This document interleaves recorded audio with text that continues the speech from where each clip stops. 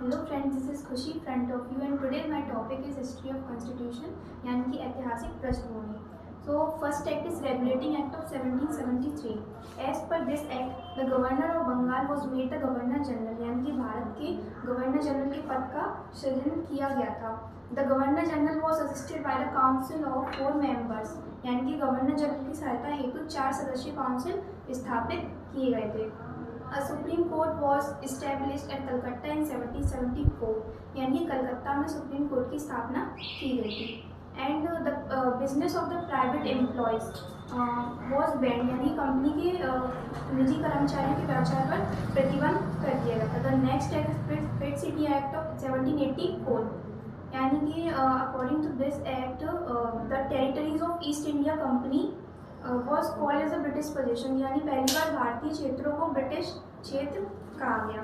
Separate the administrative and business functions of the company, यानी company के प्रशासनिक एवं व्यापारिक कार्यों को पृथक किया गया।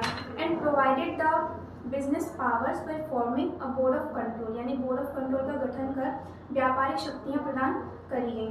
And the governor general council was reduced from 4 members to 3 members, यानी कि गवर्नर जनरल की सहायता हेतु अब केवल 3 ही सदस्यीय परिषद रह गए थे। The next act is charter act of 1830। According to this act abolished the company's trade monopoly except the trade of tea and China, यानी कि चाय और चीनी के साथ व्यापार को छोड़कर कंपनी के व्यापारिक एकाधिकार को समाप्त कर दिया गया था। And freedom to practise Christianity in India, यानी कि भारत में ईसाई धर्म के प्रचार करने की स्वतंत्रता मिल गई थी। And will spend 1 lakh rupee every year for the development of science and literature in the British territories of India, यानी कि भारत के ब्रिटिश क्षेत्रों में प्रतिवर्ष 1 लाख रुपए खर्च करने की कंपनी करेगी।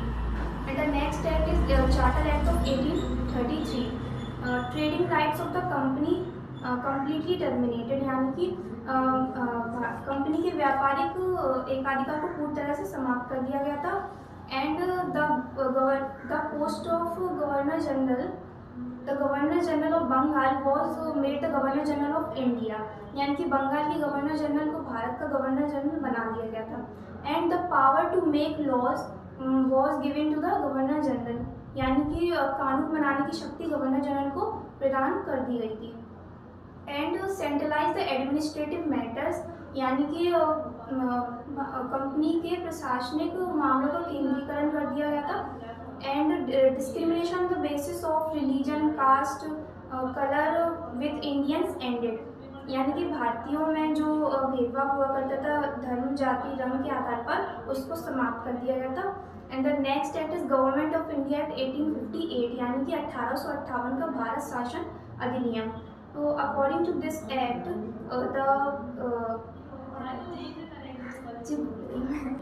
The post of government of India act 1858, यानी कि the post of governor general has now been renamed as viceroy, यानी कि गवर्नर जनरल के पद का नाम वाइसरॉय रख दिया गया। And board of control and court of directors was ended, यानी कि बोर्ड ऑफ कंट्रोल और कोर्ट ऑफ डायरेक्टर्स को भी समाप्त कर दिया गया था। The post of secretary of India was created, यानी कि भारत के सचिव के पद का सृजन कर दिया गया था।